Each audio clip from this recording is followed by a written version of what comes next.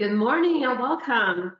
This is the Buyer Growth Academy presented to you by Alibaba.com, and I'm your host, Min Yang, and welcome back. And I know we have a lot of new audience today, and welcome. Today we're very lucky we have Brendan Young, the founder CEO of Data Dive, join us today, and he's also a very successful Amazon seller, a sourcing expert, and also he coaches and offers educational content and master class for his students as well. Welcome, Brendan. Thank you for having me. Great to see you. Very good. We have known each other for a long time. I can't wait to ask you a lot of questions and be curious to ask today. So for the audience, we have two sessions today. So for the first part, I will talk with Brendan about a lot of the questions and things that our buyers have been asking me in the past few weeks. That's most highly asked questions. In the second half, we're very glad we have a supplier join us as well. So we'll have a real-time supplier buyer conversation between Phoenix Bicycles and Brendan today. So definitely stay until the end of this webinar. You will see this very exciting. So Brendan, I think tell us what kind of products do you usually sell? So the majority of my products are in the toy space now. I've been selling private label, my own brand, like with my wife and I, since 2016. And we started in the electronics category, and we've experimented with many different types of products, from travel and sports and outdoors to toys, and the wireless accessories very early on as well. Over the last 4 years, we made a dedicated decision to build out a real brand around toys, because we really found that our strengths in research and keyword research played really well in that space. They're very hard to sell. They're very seasonal. It takes a lot of capital. You have to be patient, and you have to be very good at finding all of the ways people are searching for those toys and ranking for those keywords. And so that's the advantage that we were looking for in the niche that we wanted to sell. Well, yeah, that's exciting. I have worked in toys industry in the past, and I think it's actually one of the most difficult industries to enter. Right, there's a high threshold, so it definitely takes a lot of skill set and a lot of experience to get into that industry with a constant line of new product launch. We'll definitely talk about more. So in addition to selling and building a toy brand yourself, and you also have a software business, and also you provide coaching for your students as well. So tell us how you can handle all three businesses at the same time. I think that I was making this analogy earlier into a friend, and it makes a lot of sense that I find that by actually being a seller, and we should do over $20 million in Amazon this year with our own brands. By being a seller and building a team out and training them, it has given us the tools and to start training other people.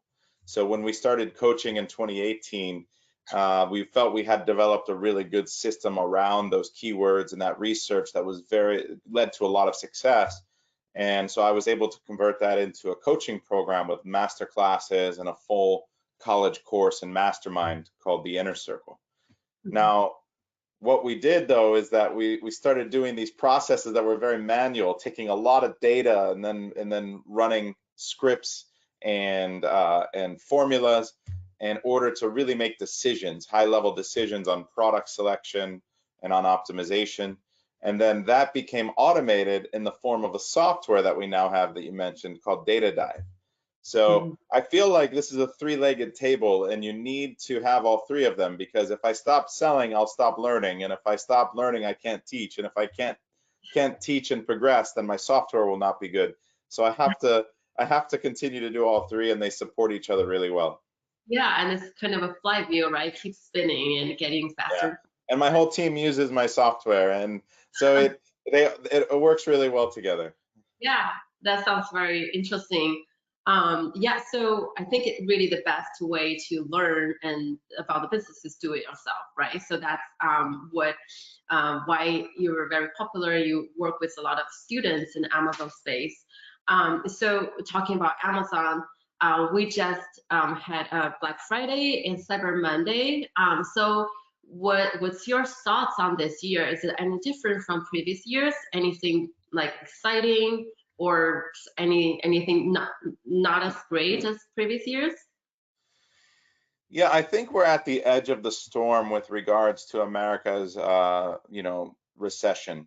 There's a lot of consumer data that's come out about increasing auto loan defaults. Um, so you have all of these metrics that you can start to look at in the economy that will lead you to see that the economy is definitely starting to decline, and people are starting to go into more debt. They're struggling to pay for things, and despite all of that, our sales were up 50% over the previous year just for that toy brand, and we almost doubled year over year. I would say that sales were strong specifically for toys, but our average price point is in that $20 to $30 range, and I think that we're not going to be as impacted as much as luxury goods, travel goods, and some of the other markets or sectors that are definitely going to struggle next year. That being said, I think as a whole, e-commerce should at least remain flat or grow despite the economy coming down. I think e-commerce represents a very strong growth sector because people are in the habit of shopping online. They're going to continue to adopt that at a larger percentage. So even as spending comes down, the growth in e-commerce should offset that. But certain sectors will definitely still suffer. Yeah, so that's a really good observation. So going to 2023, the e-commerce percentages continue to grow for sure. So is there any other trends you will see or predict for 2023? Yeah, I think that the this hasn't been talked about enough. I mean, there was an article recently about companies becoming unicorn in the Amazon space, Amazon ecosystem in particular. I think Walmart really entering the space very aggressively for the first time. They've been making plays here and there, but always doing stuff the Walmart way, which is so to say, like very lean, very calculated, but they can't catch Amazon by doing that. So now they finally have opened up the checkbook and created Walmart fulfillment centers. That's the only way that they can start to really catch Amazon. And as a seller, we experimented with some SKUs there, and we sold out very quickly. We see the demand is on Walmart, the traffic is on Walmart. So that will be something we will start to see multi-channel growth next year. I also think that as people are losing their jobs in traditional workplaces, retail and so on, they will start to look for positions and jobs in e-commerce. And that's a very, very fast growing field like we were just talking about. I think that there's a massive shortage of qualified workers in the space. And so one of the things that I'm going to focus on as a teacher next year is to start teaching people who want to work in the space versus people who want to create a business in the space. And I feel like that can be a way that the economy starts to recover is as you start to create these more skilled jobs that are online. Yeah, I totally agree. So what we have seen from time to time when there is kind of recession-like situations, or even, for example, 2 years ago, 3 years ago, when COVID started, we have seen more kind of entrepreneurs or so-called solopreneurs. They went online. They're trying to pick up the second job, learning new skills, and definitely e-commerce and online, the platforms offer more opportunities, right? You can work from home. You just need a laptop. You just need to learn the basic skills. It's not rocket science. So I'm very happy to hear you're offering more classes, and definitely, hopefully we can offer like how to help new startups and find suppliers as well. Excellent. So for the buyers, for Alibaba buyers, or your Amazon sellers, so what are their priorities going to 2023 from your experience? Yeah, I think that finding reliable suppliers is going to be the primary issue with sellers. We've created a really strong system based in data on how to choose products, but it's then finding the supplier that can provide that product at a high quality, affordable rate. One of the most exciting things, despite all of the negative going into next year, one of the most exciting things is that because of the lower demand, shipping rates are the lowest they've been in a very long time. So it's been quite a roller coaster as a seller over the last 4 years, because we've seen rates go from 3 or 4,000 to 20,000 and now back to 2,000. And that's for a 40-foot container to bring all of your goods here. So you have to imagine that it's a really great time to potentially get into selling as well, and maybe creating your own brand and your own business. Yeah, I definitely agree, because I was going through that roller coaster with you and the rest of the buyers as well. It was really like frustrating when the shipping rates were really high and there was a lot of disruptions in logistics. And just cross my fingers that's not going to happen again for the next few years. It just definitely make the buyer's life difficult. So you are expert and you're an owner and founder for data dive tools. So in your experience, what kind of technologies or tools going into the new year will we see an increase in usage for our customers? So I think automation around analyzing markets and monitoring the growth of keywords and products, team management, project management software is badly needed in the space, and that's where we spent the last 6 months building out tools. Now, you can have third-party tools like Asana, but I think that understanding how selling on e-commerce works is that you have to analyze maybe 100 products before you choose one to even get samples. And so that becomes a very big backlog. And if you're using Google Sheets, it can become very, very crowded very quickly about where did I put that one that looked good, right? But if you have an organization and a way to organize it, I think that's going to make the path from idea to launch much smoother, and then getting more sophisticated around content and around marketing. So last year was probably the year. This year, I would say last year, but 2022 was probably the year for content. People started to realize how important main images and lifestyle images and A+ content became. That really drives traffic, sales, clicks, and conversions. And I think next year is going to be the year of efficiency and about choosing the right product to make sure that you don't make any mistakes in a market that's very difficult to raise capital or to replace that lost capital. Yeah, definitely. That's an excellent point. And I agree, like content is very critical. And I saw the news, even Amazon launched a real kind of live streaming type of short video format. So have you seen a lot of Amazon sellers adopting kind of short video comment type or like a live streaming style for selling? That's probably the most exciting space that's going to evolve over the next year to 2 years. I love talking about it because my wife being from China has been a massive advantage for us in building our Amazon business. It helps with logistics and sourcing and having a large team over there. But one of the things that we always notice is that China is ahead of the US as far as e-commerce. In China, they went straight to mobile, and then they didn't have these large national store chains, so to say. So it's not like you could just walk into a Macy's or into a Toys R Us. So there was this opportunity where these stores that became national brands were online, and you had massive marketplaces pop up like Tmall and Taobao and Pinduoduo. And so From there, though, it became about influencers and live selling.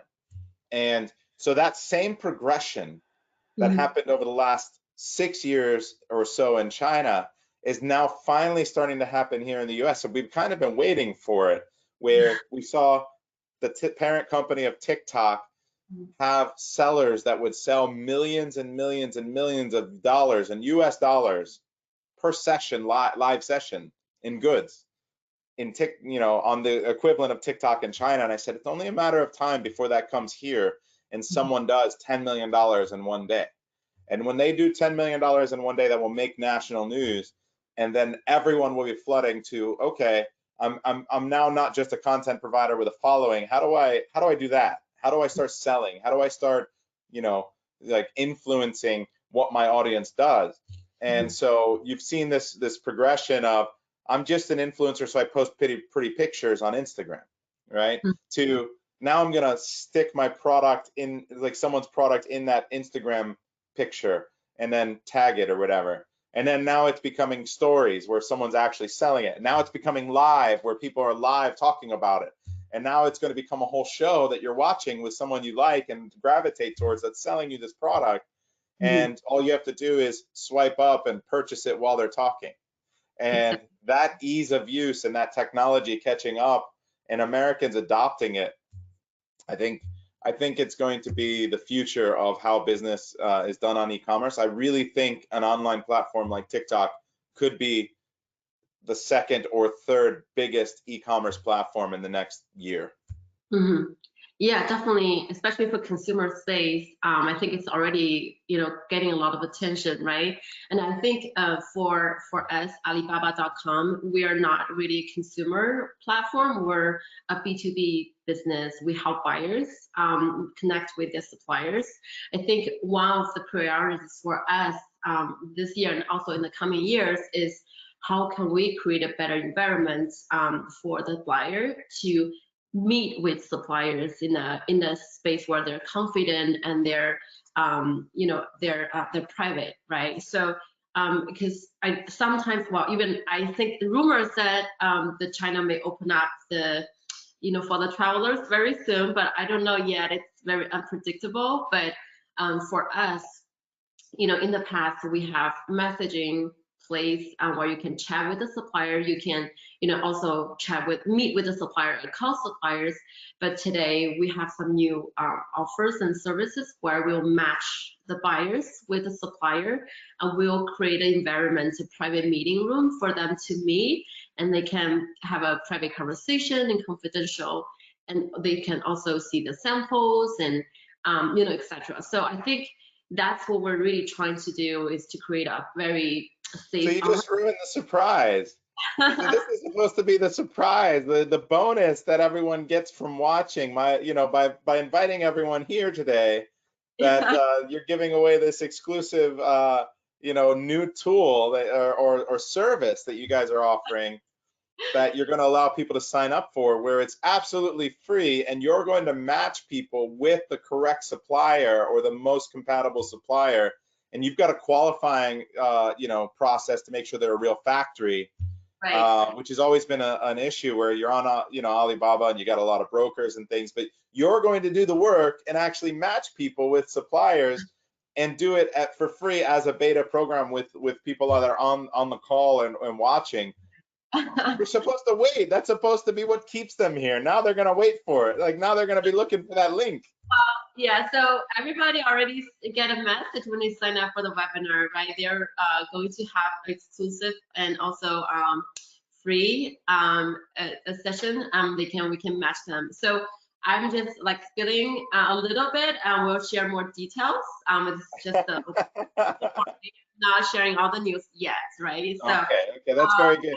But I 100% agree with what you're talking about, that the biggest challenge that these content creators often have is supply chain, right? They're good at influencing people. They're good at selling. They're good at being content creators and influencers, but they're not good at finding and developing and sourcing products. And so that you being able to bridge that gap is going to be a very, very, massive, I'd say, step in that progression of letting that take off in America. Yeah, yeah, definitely. And even because I work with buyers on a daily basis as well, even the very matured and buyers, like very large buyers, right? And the people who have used Alibaba many times, sometimes they're still trying to kind of, they still have challenge finding suppliers very quickly, and sometimes take a little longer. Some of the buyers, they're expecting the suppliers to respond with a few hours when they send the RFQ or we're sending requests, right? So we're constantly trying to find ways to meet the buyer's needs, and this is, one of the cases.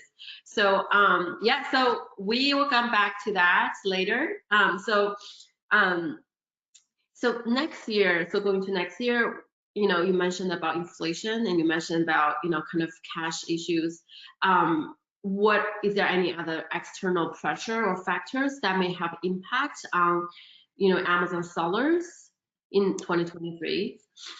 Yeah, I think that overall, if you enter the wrong market, you're going to struggle. It's just supply chain has always been an issue, and if you're helping solve that, then that's a major victory.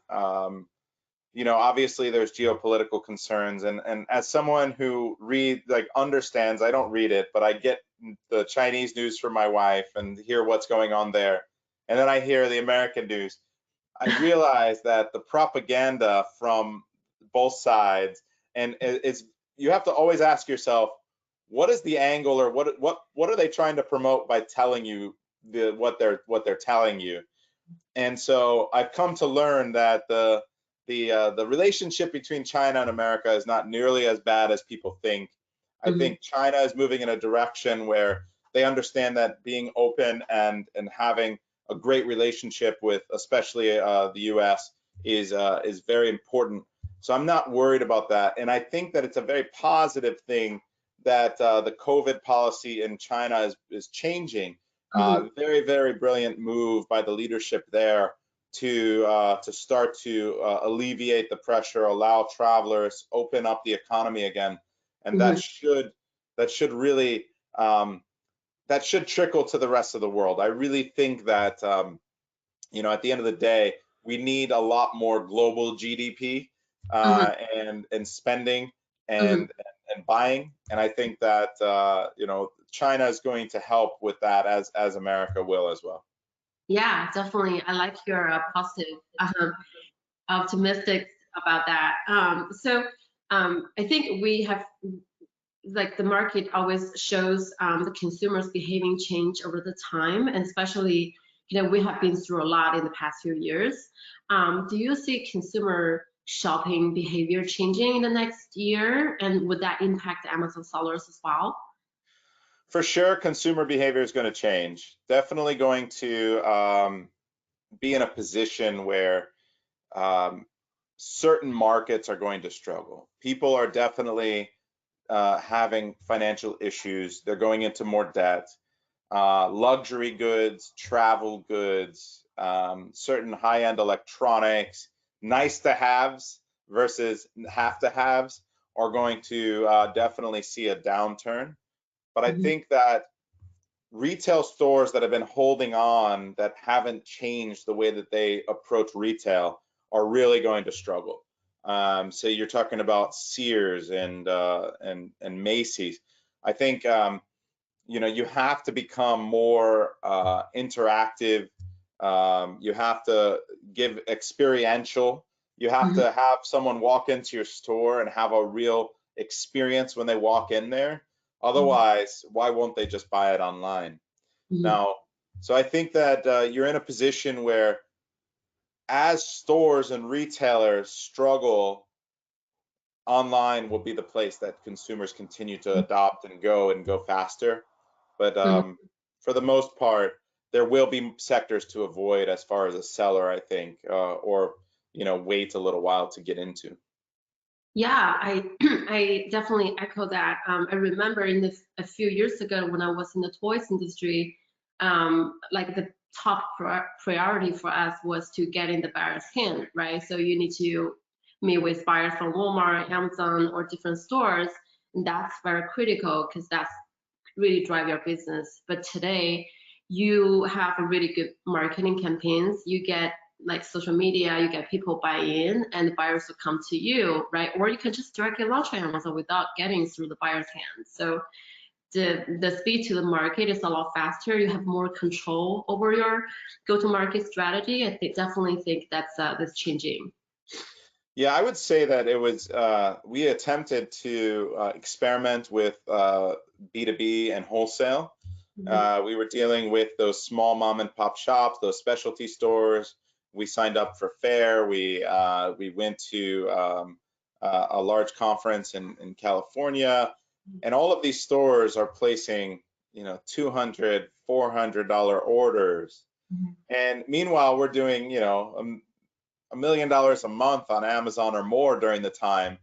And I'm sitting there at the booth and I'm thinking about how much money I spent to set up the booth, to have employees there, to make everything look pretty. And someone comes and they feel very proud that they wrote a $300 order. And God bless them. I'm like, that's a wonderful thing that you have your small business and you're going to take this order and you're going to go sell it. And I appreciate the support. But I'm like, what are we doing with our time here? Like, what is the ROI on our time as a business? Where is the lever that we can pull and grow the business the most? And retail just wasn't it. Not only that, you have to worry about payment. Like when you start talking about the bigger box stores, you're talking about payment terms and return issues and hitting deadlines and custom packaging and customizing the product and doing all these jumping through all these hoops for them. And then again, the order might be, 20, 30,000 pieces. And it's like a couple weeks of sales for us. And we're thinking to ourselves, okay, why are we doing that? Walmart.com is now opening up, and we can basically just use the same strategy that we use for Amazon and sell into Walmart through their fulfillment center. Now they do the heavy lifting for us the same way Amazon does the heavy lifting for us. That sounds like a much better idea. So let's go back to do that. Let's expand. We've never expanded off of Amazon.com. Not even to Canada, Mexico, or Europe. And so we're like, okay, those seem like better levers than this retail play that we were considering doing. So we'll see moving forward. I think online is the way to be. Yeah, definitely. And it's also, I think what I like about e-commerce and online is there are ways you can scale, right? So what are some of the creative ways the sellers usually scale their business in addition to expanding platforms? So it's launching new SKUs, right? If you think about what revenue is, you have to create we have a CEO coach that we've been working with for 2 years, and the way that it works is that we create a taxonomy of value, and it's understanding what drives value in your business, and then what those levers are, and then how the math works behind it, and then what resources are needed to pull that lever. And so if you think about revenue, it only comes from 2 places. It comes from existing products, and those existing products can go into new marketplaces or existing, or it comes from new products, and those can go into new marketplaces or existing, right? So you've got this funnel, and ultimately what you look at is, okay, what is the effort that I need to use to go into new marketplaces with existing products, and what is that worth to my business this year? What resources, capital, people do I need to do that? What new talent do I need, right? I need to learn Walmart versus Amazon. And then on the new products going into Amazon, I already have that system laid out. What is the effort I need there? So the way we do it is we work backwards. We understand that we want to grow the business by $10 million this year. So we can pull a little bit of lever on the existing products and probably grow that another 2 to 3 million by expanding and becoming better and optimizing, maybe adding another marketplace. And then on the new products, we have to understand our numbers and understand, how do we get to 10 million from new products? Well, that could be from launching 150 new products, because maybe 75 of those products we're going to reorder and they're going to be successful. And so we'll think to ourselves, okay, if our goal now is to do $10 million, and to achieve that, we can launch 150 new products.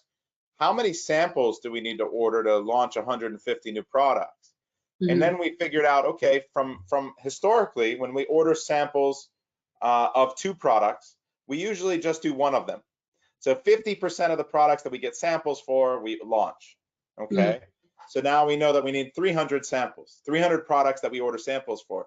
And we know that for every 100 products we look at, we order samples for 1. So we have to analyze, and I'm talking about look at by a deep analysis, keyword research. We have to analyze 3,000 products to order 300 samples. I'm sorry, 30,000 products to order 3,000 products will lead to 30 samples. So 30,000 will lead to 300. And then of those 300, we will actually place orders on 150 products. And so by working backwards, we knew that the top lever to pull, the leading activity was researching, was finding products and doing massive keyword research. And so I think that that's where a lot of people should spend their time learning, because even at a large company like ours doing tens of millions, the biggest lever for us even is still doing keyword research and product research, looking for new products, spending a lot of time on Alibaba, spending a lot of time in Data Dive, spending a lot of time on Amazon and in Jungle Scout and other tools that we're looking for ideas and validating products.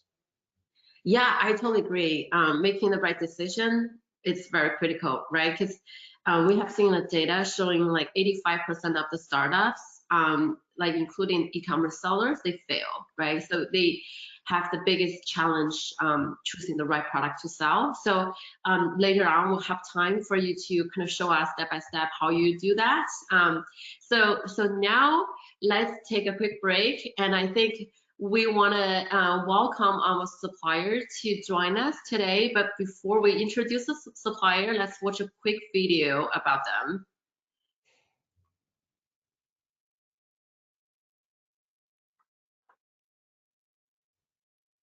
So I think we're pulling the video now.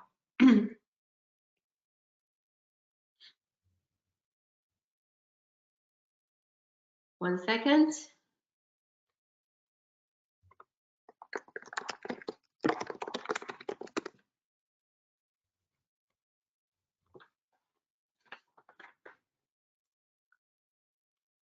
Well, I think we may have some technical issues playing the video. Can we welcome our supplier to join the meeting?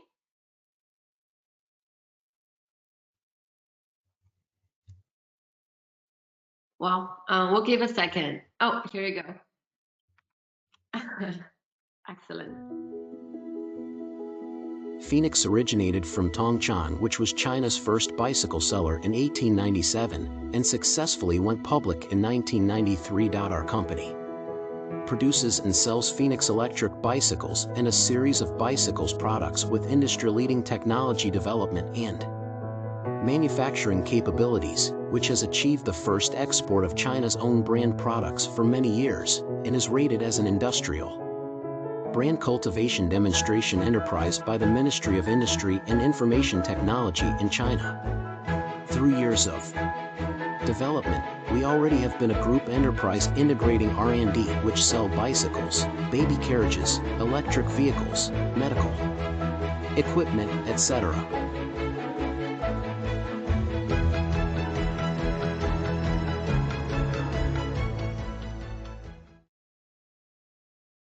All right, that's excellent. Welcome. We'll have a representative from Phoenix Bicycle. Welcome to the webinar today. You need to unmute yourself to speak.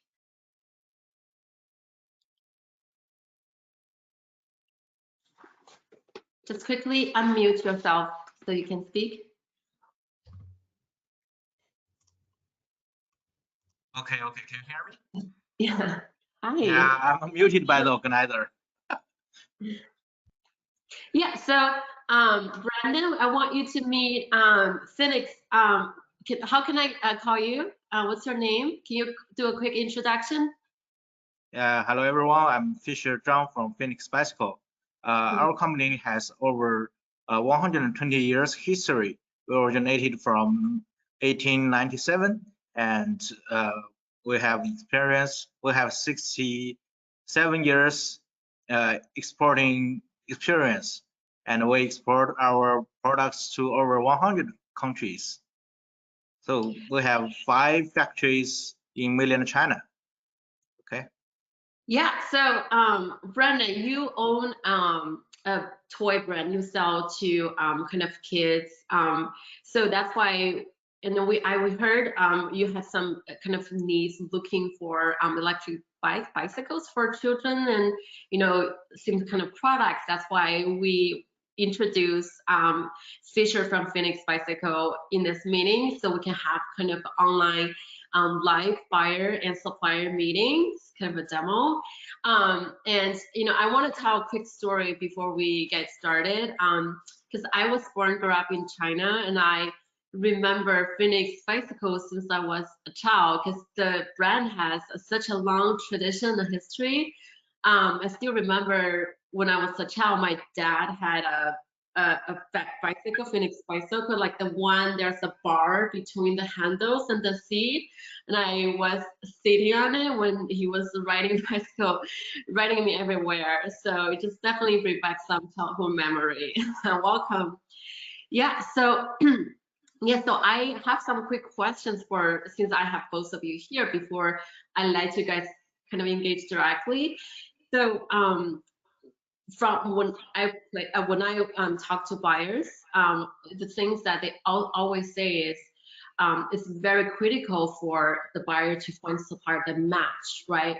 So the concept of matching, and the supplier is the same thing, because when you're a startup, there's just no way you work with big large manufacturers like Phoenix, or if you're like large buyers, you're always looking for kind of the larger manufacturers. So I want to have a kind of hear the perspective from both of you. Why is it critical from buyer's perspective, or from supplier's perspective? It's important for them to match. So Brendan, do you want to start? Yeah, that's a very, very good point. I think that a lot of times sellers, when they're first starting out, are taught to try to fake their size or their capability. And I think the supplier, and Fisher, great to meet you. Your company looks very amazing, like probably the gold standard of manufacturers for your product, and very impressive. And so I think that when you're first starting out, you need to be realistic with the supplier, because I think you're trying to create a long-term relationship based on truth and on trust. And the supplier will very quickly be able to tell if you are a good buyer, a sophisticated buyer, a large buyer, or someone who is just starting. And I think that too much emphasis is put on people to create a script and try to trick the supplier, and that leads to a very toxic relationship. So I would like Fisher's opinion on this as well, because I think that our approach is always, we want to have a long-term relationship, and I think that this has changed. I'll say one more thing. I think that this has changed over the last 5-6 years. When we first started private label, Amazon sellers were not as popular as a purchaser for suppliers, and it wasn't as well known. So the process of launching onto Amazon can be one where your order size can be smaller at first, because you want to prove the concept, the design, you want to make sure the conversion is good before you place a larger order sometimes. And we have new ways around testing this, but that needs to be upfront with the supplier, and the supplier needs to understand the purpose of a smaller order with the hopes of larger orders and more SKUs, more designs, and a long-term relationship that will grow together. So Fisher, I'm very interested in your opinion on this. Do you turn away smaller sellers, or do you hope, or do you get turned off by people who aren't honest with you? Yes, I agree with you totally. Yes, because there are so many suppliers in the world, right? Countless suppliers. For example, there are more than 300,000 bicycle suppliers on Alibaba.com. Only on this platform, there's over 300,000 bicycle suppliers. That's very big number. So no one can talk with all of these companies.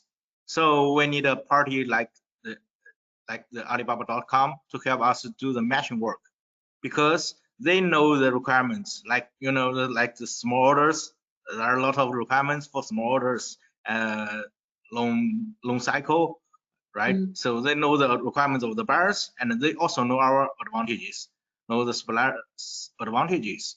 So they know which factory can meet the buyer's needs quickly and processly.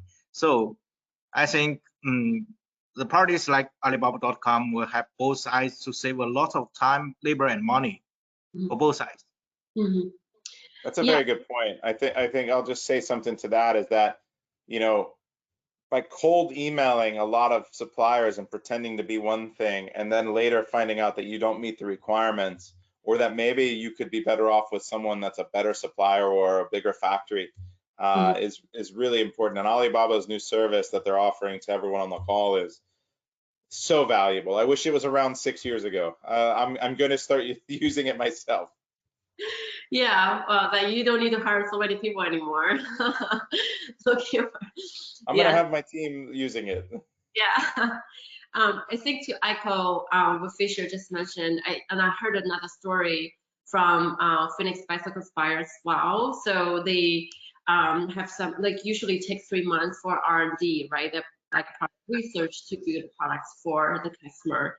And in certain cases, there's a unexpected emergency or like urgency to deliver, and they have done this for their customers just to make sure the customers can meet their deadline. So I think building the buyer and supplier partnership and kind of long-term partnerships is very critical, and the suppliers like Phoenix, they can help you deliver, you know, what you need to deliver. So so another question I'm always curious to ask, for B2B buyers, what do you expect from your supplier partner, Brendan? So what I expect, honestly, is an opportunity for them to be experienced with understanding intellectual property laws in America, to understand the requirements for safety and testing and documentation for America, and to help to understand the shipping requirements as well, maybe tariffs and things like that. Those are gaps in knowledge that are very sometimes very difficult to look up, and especially if you're experimenting into a new market. And by having a knowledgeable supplier who tells you one thing, now you should also verify those things as well as a buyer. But to have a contact with a seller, with a representative that understands the market that the products are going to go to, it's very, very valuable. That's something that I look for. Yeah, so Fisher, I think those are the things. I think I've heard so many good stories about that. So tell us how you guys help buyers, you know, offering this kind of information in terms of safety, you know, in terms of, you know, all the import certifications, etc. Yeah, I know. I think the buyers, they want mostly is a return of investment. So that's our main task, to help our buyers to earn money, right? So yeah, we're aligned there. If we make money, we're going to make more orders, and if and we make more orders, you make more money too. So I think it's a very good alignment there. Yes. So they will care about the delivery time, because I want to get my money back, you know, a quite short term, right? I don't want long term. So the delivery time is very important, and like the tariffs, like some countries maybe has and duty and some duties for Chinese products. So the tariffs is also important. Like the dangerous goods, they need some special files like MSDS as material date sheet, and UN 38.3. That's for batteries, because battery is dangerous goods, right? So if I am a buyer, I will care about all of these issues. I will care about the quality, the delivery time, the good service. I don't want to check in trouble, right? Like your product have quality problem and you don't have good after service. So like us, we also provide some special payment term for our clients, like we support OA and ARC payment. Our OA can uploading 90 days. So that's the support for our Brandon, yes. So wow. yeah, because we are a big company, we have enough capital, so we can take some risk for them.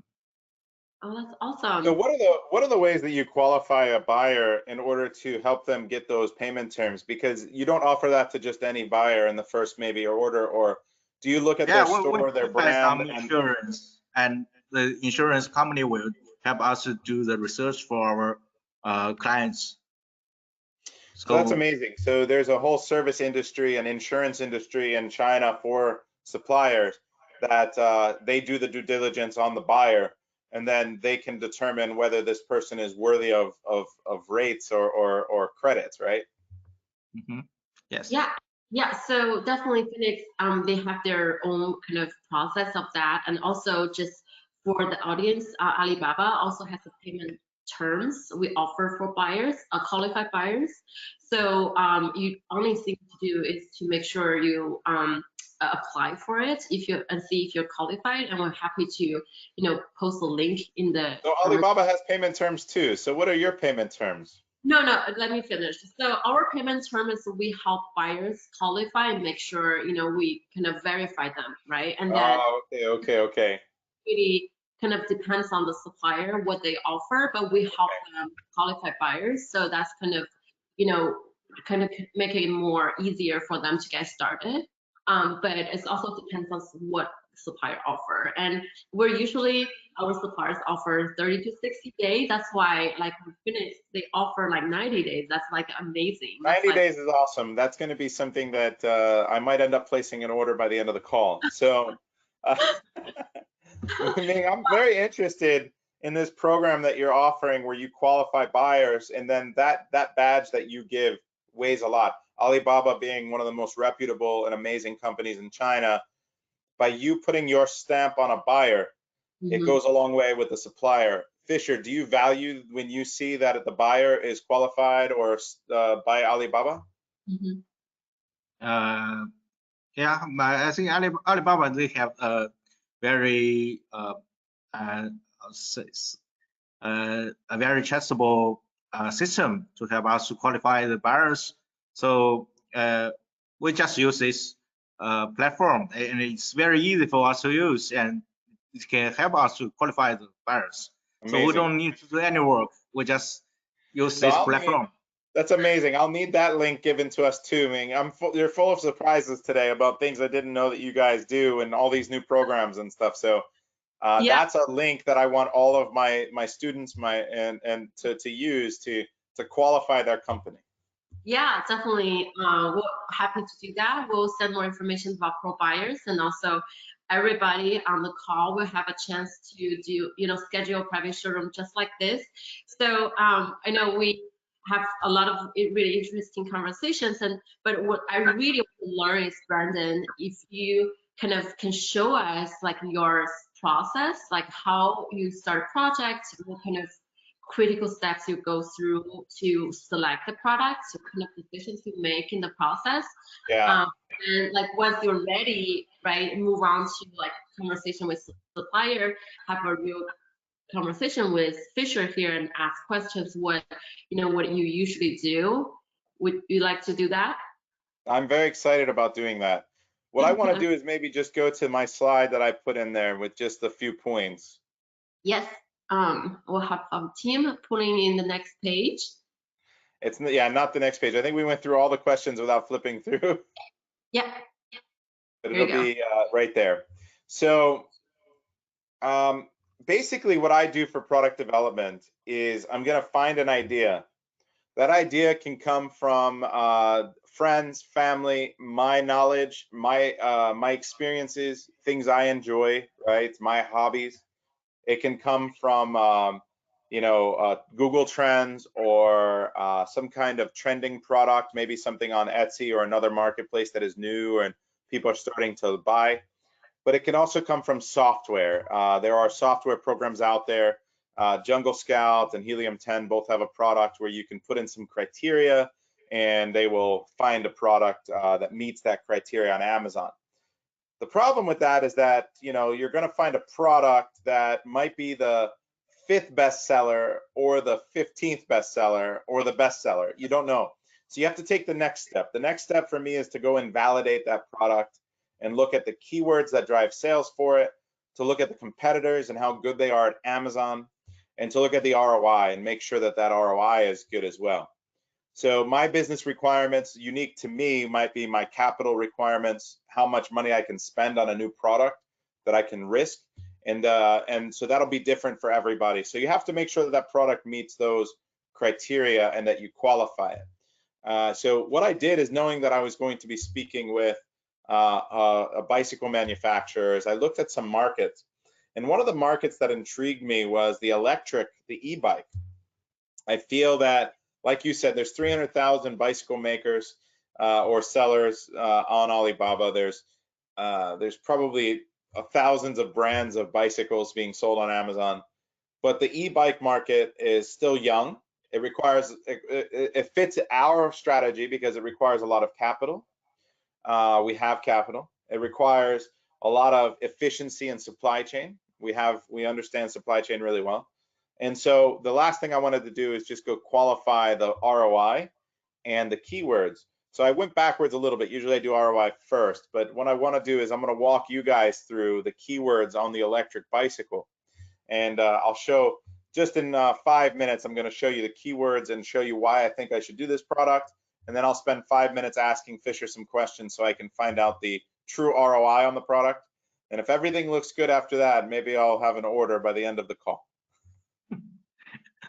Okay, so I'm going to share my screen now.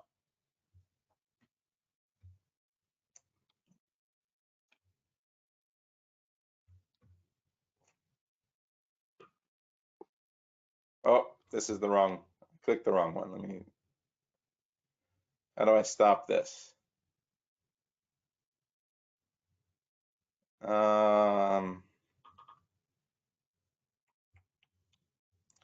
How do I stop sharing my screen now? I hit the wrong button. Thank you. Let me do that again. Sorry, I hit the wrong drop down. I'm gonna go to an actual live view of that. That's a little small for everyone looking, so I can zoom in. So go ahead and stop sharing for a second. All right, let me go ahead.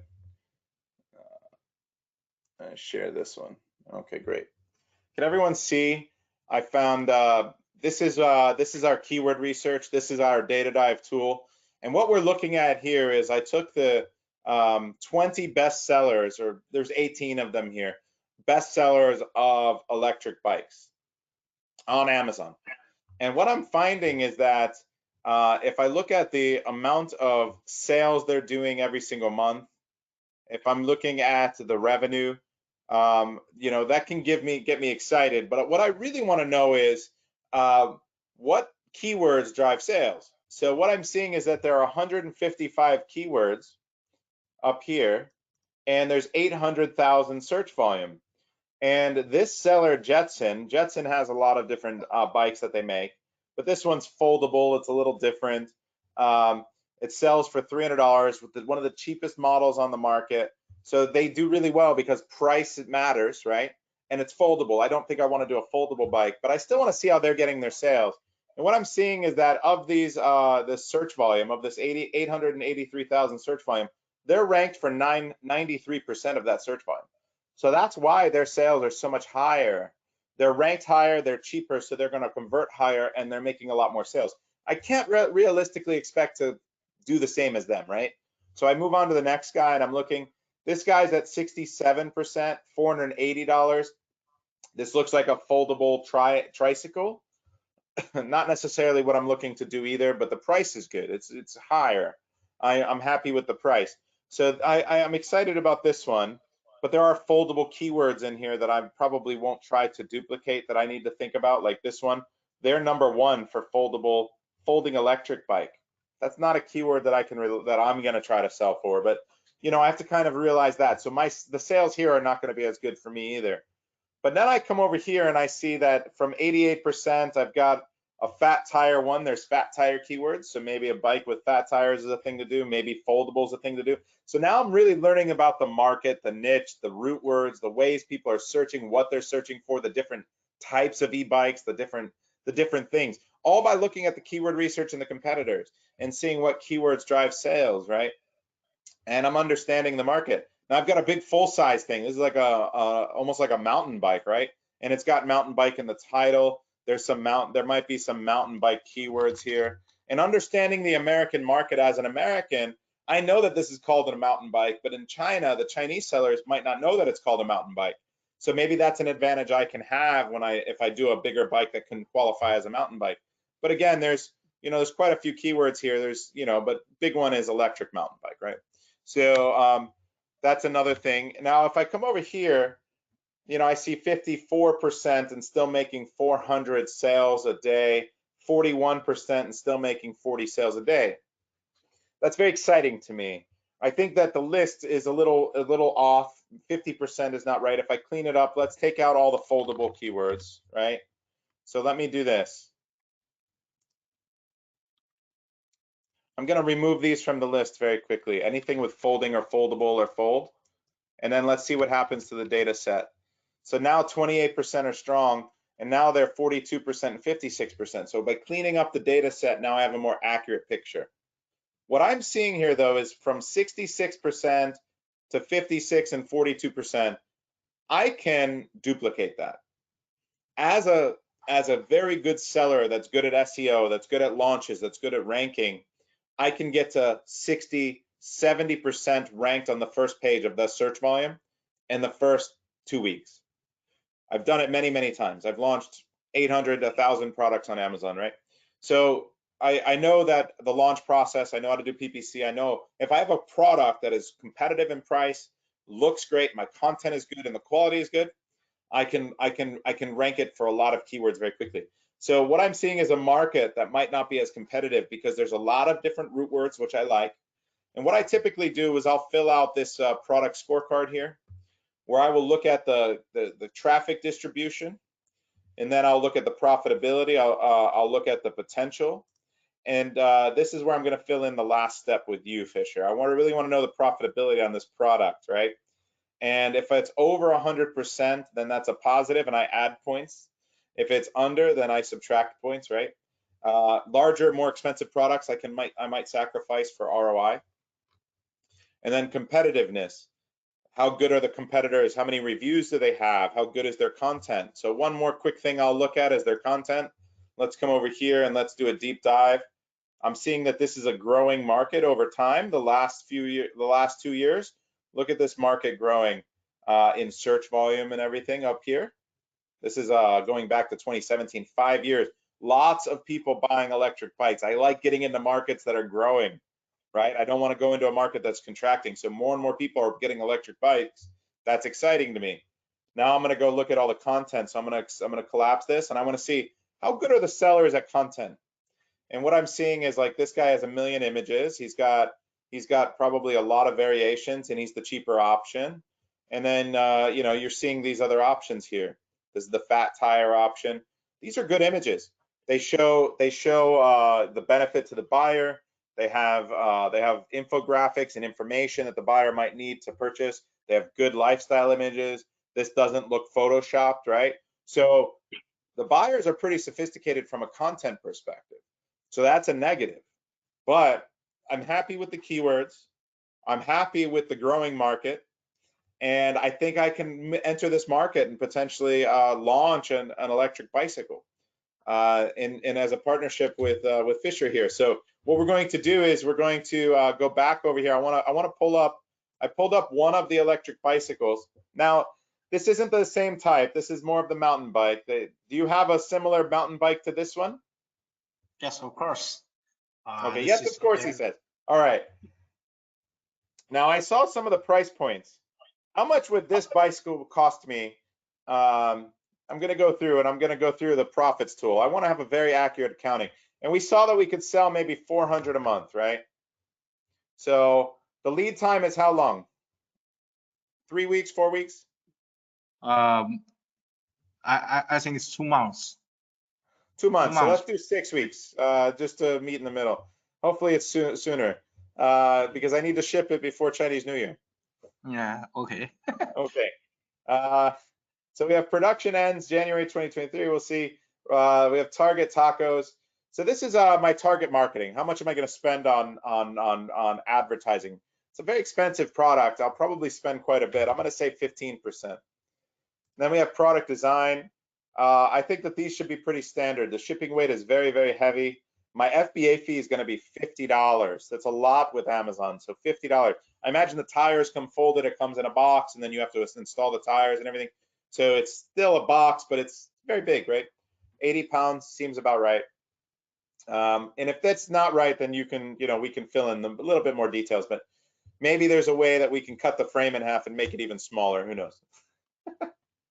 I'm always looking for opportunities. I don't think that works with electric bikes though. So shipping and packaging. Now this is interesting. We need to talk about the shipping cost because it's a lot cheaper now. This has a shipping tariff in it. Are there any tariffs on electric bike? It's totally free. So this has 6.5%. I'm going to put 0. That makes a big difference, right? So now the tariffs are going to should go down. This I need to figure out. And what I'm looking at here, if everything looks good, what is my price on this product? What are you going to charge me per unit? Like for 400, 500. You're a little distant. I think it's 1/3 of the retailing price. So about 1/3, about 150. 60. Yeah, 160. Yes. Now we got to back out the tariff. I think that the tariff still might be in here. I'm not sure. This is we need to lower that. But West Coast Ocean Direct. Let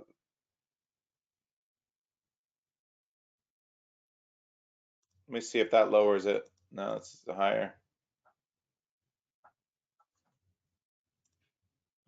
Yeah, this is high. So the shipping right now is a little high, but my profit per piece is only in the 50% range before marketing. But let me go through here and make sure that my budget on launch, I've got a 50% budget for marketing and cash reserve. I have cash and you're going to give me credit. So don't need to worry about that. And then my launch marketing, let's lower that to 10%. And now this gets a little bit better. So my product profit is about 50% on the product with all of my marketing. That's a little low, but I think that the shipping is lower. So I'm going to think that we're going to get in that 60 to 70% range. And then I have to calculate the fact that it's a more expensive product. I'm still making $80 a sale, and it's a very competitive market. So I have to understand, am I willing to accept the lower ROI? Do I have the business, the capital, the ability to launch a product where my capital is turning slower, 2 months shipping time, and a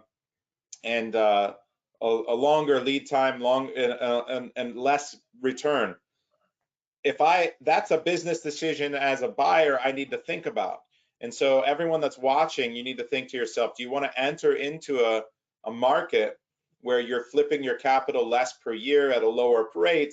Or if you don't have a lot of capital and all of it is going to be tied up in inventory at all times, you need to probably prioritize faster moving and products that will turn your capital more often at a higher ROI. So that's why we look at an annualized ROI. So I'm willing to experiment with this and then go into more detail on this bike. I think the mountain bike only had one keyword, maybe the foldable bike. Did you have any foldable bike options? Yes, of course. Yes, of course, he says, of course. Okay, now I'm excited. I don't want to compete with Jetson necessarily. Let me do a deep dive on Jetson again. Let me expand them out and then see how many variations. I always like to look and see, okay, they have 3 variations. 2 variations, 4 variations, 3 variations, 4 variations. Everyone's got multiple options, which tells me I need to spend more money. And if I want to compete with these guys, I probably need more variations too, right? So I'm going to go dig into the variations. I'm going to go look at the you know, how important they are for increasing conversion rate. How and because I can't compete if I launch one and someone else has 5 options, they click into their listing first, they will probably buy one of theirs at a higher rate than they will buy my one option. That's just the way it works. Your conversion rate goes up as you increase your conversions or your variations. So that's another thing. And now I'm going from buying one bike from you to buying 3 or 4 or 5.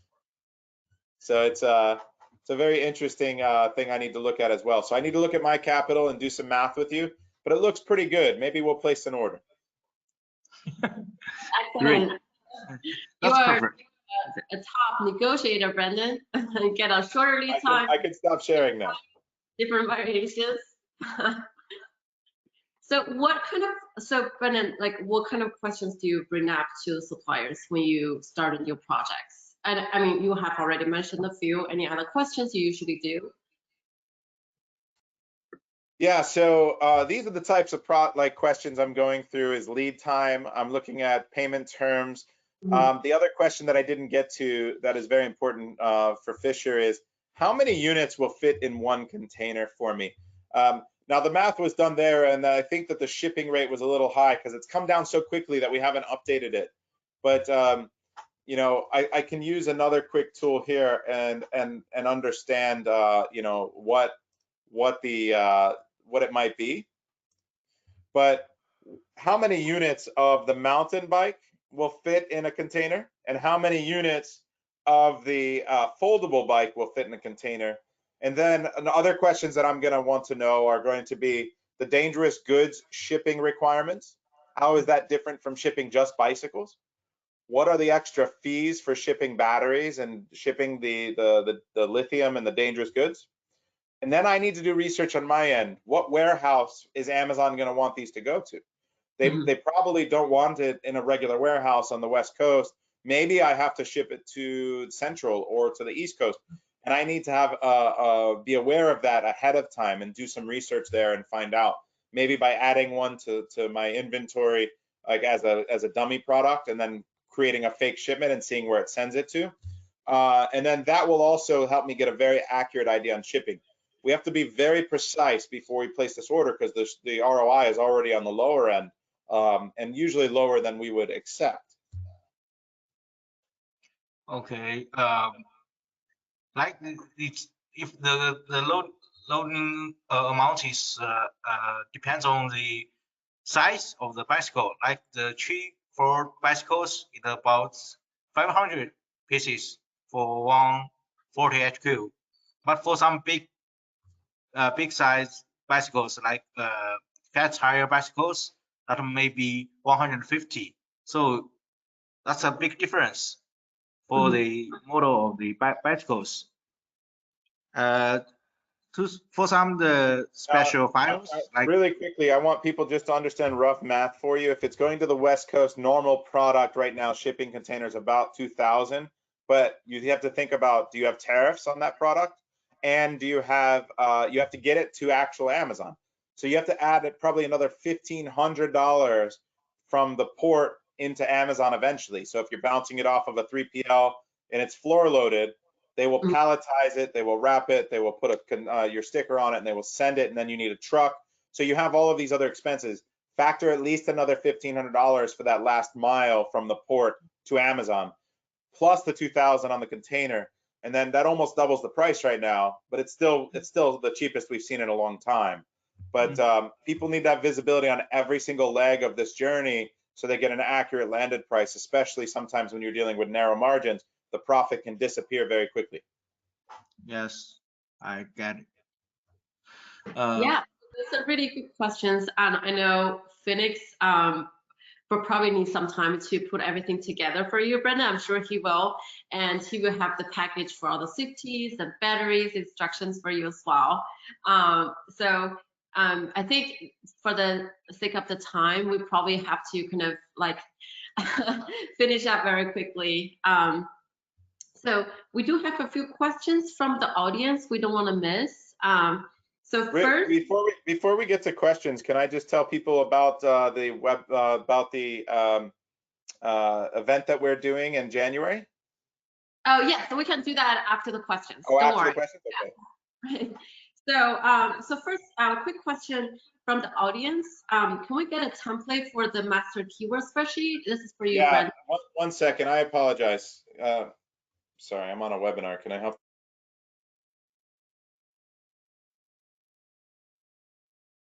So Fisher, so all the questions Brendan asked is pretty common questions for suppliers, right? You probably get that all the time.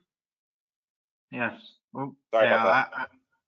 I'm going to answer him, but that's too many questions. Yeah.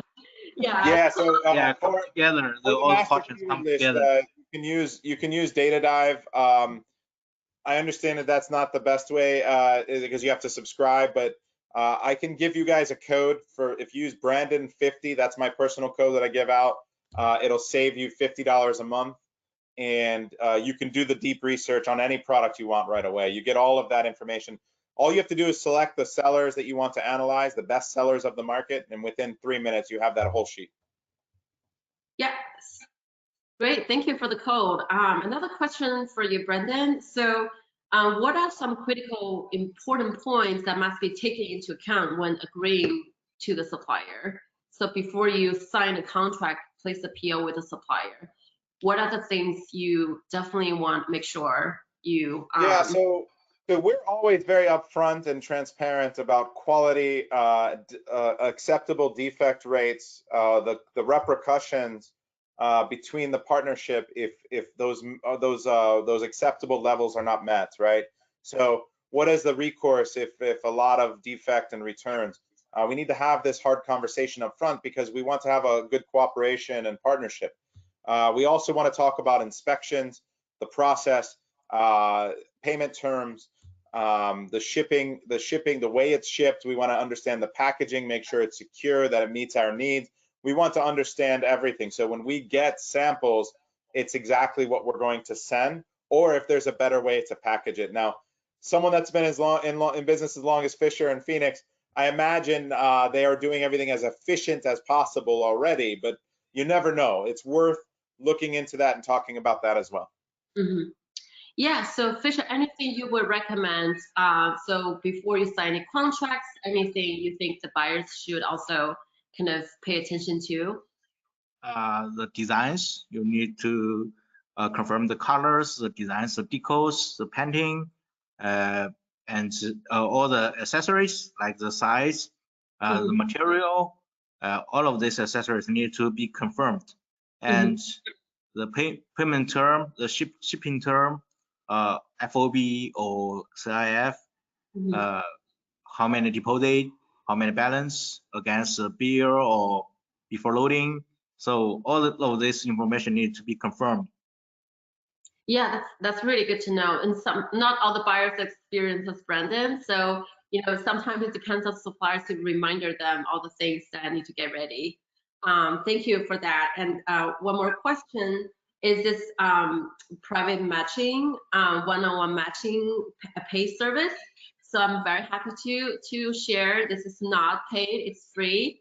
And also Alibaba, this is one of the things we're trying to do to really help the buyers to get to the right suppliers as quickly as possible. So definitely don't miss the opportunity and then sign up and give a try. And then you can hopefully we can help you find the suppliers very quickly. And one more question: how do you manage to get 90-day payment terms? Will the suppliers agree? So please do go to the payment terms page, and then if you go to Alibaba website, you should be able to find it quickly. We will help you like verify and see if you qualify for payment terms, and then the exact term will really depends on the suppliers. So usually it's 30 to 60 days, and unfortunately not all the suppliers will offer, but luckily we have suppliers like Phoenix Bicycles, who's a really big companies, and they have a better term to offer. So definitely take advantage of that. So I think that's all the questions I have. Oh, more questions for Brendan. So does Data Dive tool covers Amazon UK and Europe? Yeah, it covers every marketplace at this time, Even Japanese market, like even Japanese market. So yeah, for now, anywhere that Helium-10 works, Data Dive works. Excellent. So how important are multiple variations for a newer seller doing something like a toiletry bags or cosmetics bags, etc.? How important are what? I'm sorry. How important are multiple variations for Yeah. a seller doing something like I think it's very important, especially with design goods, because if a good is not, if you have a product that's not necessarily good enough to get a high enough click-through rate and conversion rate to rank amongst the top 15, 25 sellers on the first page, you're going to have very little traffic. But once someone comes into your listing, if you've got a very solid color, the most popular might be a black bag that everyone will click on, get the most clicks, the cheapest option, and then they see you have 5 or 10 or 15 options, they're satisfying the psychological need that they have to shop, to get a good deal and to look for what they want. They no longer want to go back to look at more options. They have all the options they need right in front of them. So we see a massive increase in conversion rate once you hit 5, 6, 7 options on one listing. That's really good to know. That's really helpful. So one last question: how do you know what Amazon warehouse you may want to ship to? Well, I guess it depends on Amazon. They usually assign, right? Yeah. We have a trick there where we put our ship from address to very close to the warehouse we want to go to, and that works a lot of the time. But for dangerous goods or oversized goods, typically it's Midwest or East Coast. Okay, sounds good. Well, before we have Brendan and make some final announcement, I want like Fisher and also Brendan to share one last story. It's a supplier. Fisher, as a supplier, you'd like to share a story, and I have Brendan share one last story. Okay, just we have American clients who contact us at the end of July this year, and he hopes us to develop 5 new products, totally new products for him. And generally, our development cycle is more than 3 months, and he wants to catch up this year's Black Friday. You know that this time is very tight because this means we need to complete all the samples at the early October. So this is a big challenge for us. We immediately contact with our purchasing department and R&D department and hold online meetings with them every day. And we integrated all of our resources, all the suppliers, to find the materials. And however, when we done all of this work, there's a new challenge. He said we need to take the photos and videos because they need to put them on their website. And they order the models and the shooting team on 22nd of September. So we have to move forward. So yeah, you know that's a big challenge. We can't do that, but we just integrate all the resources and we go to the factory almost every week. So finally we spare no efforts and use all the resources, and finally we got the samples as on the morning of 21st of September. But it's just barely come out. It's barely come out. We don't have the package. We don't have time to do the package. So our workers drive our own trucks to send the samples to the shooting location because the express is much lower, right? So our workers just drive our trucks to send the samples to our clients, and finally we catch up. And when they arrive the shooting location, it's already 9 p.m. at the evening. Oh my goodness. Well, sometimes things happen, right? We always ask the buyers to make a good planning and talk to your suppliers, not just doing everything at last minute, but sometimes it just seems to happen. And I think having a supplier partner like you, like Phoenix, definitely, you can trust them to make things work. And we really appreciate that. Yeah. Yeah. That's an incredible story showing how a supplier cares about their customer and is willing to activate all of their resources and team and go above and beyond. That's a very, very awesome story. Mm-hmm. What I would say is my story goes back to going to China myself, and I can't wait to go back this year because we've got an opportunity, I think, where things are starting to open back up. But I remember going in 2018, 2019, probably 5 trips total, where we went to Shantou for our toy brand. And in Shantou, it's basically the city of toys. And what you guys need to know about China is that a lot of the same products are made in the same city because a lot of the raw material supply chain will go to the same city. Mm-hmm. So if you're going to get a product made of certain material, there's a good chance that there's a lot of factories in the same area that make the same product, right? And the same is true with toys. In Shantou, there's over 10,000 toy factories in the same city. And now they have this business model where they have a showroom. It's like Alibaba, but in person. And it's like walking through Target and or Walmart, and every single section of a shelf is a different factory. And they follow you around with a cart, and you just point to a product, they scan it, and then they give you all the information of the factory, the price, the quantity, the contact information, and they will ask you, do you want to take it for you for later as a sample? And you say yes.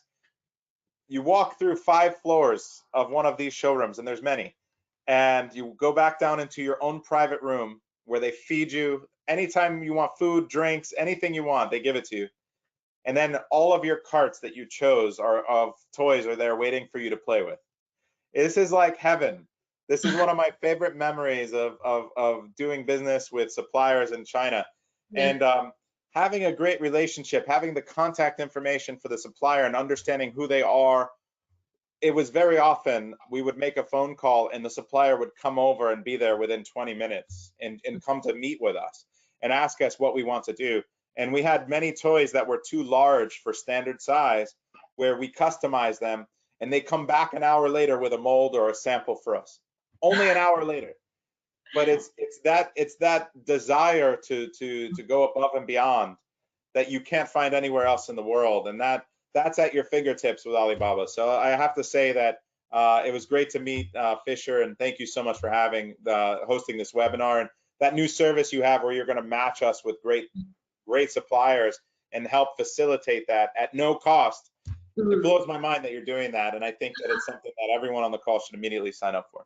I appreciate that comment. And we can physically bring everybody to the suppliers right away, but I think really the goal of this buyer matching is to bring the same experience digitally, right? I think the desire to be nice and to be hostile, to be friendly and host all the supplier in their showroom with all the experience is still there. We're gonna try to digitalize that experience now.